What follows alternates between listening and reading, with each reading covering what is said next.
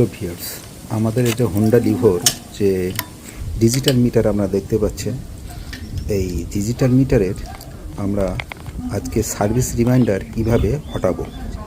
অর্থাৎ এই কর্নারে যে সার্ভিস রিমাইন্ডার থাকে, অর্থাৎ ওই রেঞ্জের আকারে, ওই দেখুন কর্নারে দেখতে পাচ্ছেন ওই যে ওই সার্ভিস রিমাইন্ডার আমরা কিভাবে সরাবো।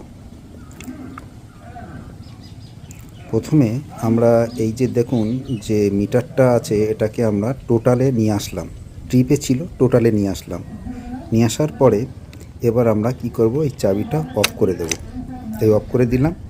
দেওয়ার পরে এবার আমরা কি করব, যে ওই ডান সাইডের যে বাটন আছে, হ্যাঁ ওই বাটনকে আমরা এই বন্ধ অবস্থায় 15 সেকেন্ড আমরা গুনব এবং ওইভাবেই আমরা মানে চেপে রাখবো।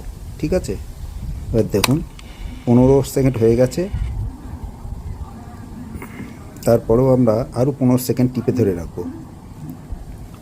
দেখুন এই কর্নারে যে আমরা যে মানে সার্ভিস রিমাইন্ডার দেখতে পাচ্ছিলাম, সেটা কিন্তু আর দেখা যাচ্ছে না। আর একবার আমরা অফ করে আপনাদেরকে দেখাচ্ছি। দেখুন অফ করলাম, এবার খুললাম। দেখুন ওই দেখুন সার্ভিস রিমাইন্ডার নেই। এইভাবে আমরা হোন্ডা লিভো বাইকের সার্ভিস রিমাইন্ডার হটাতে পারি বা সরাতে পারি।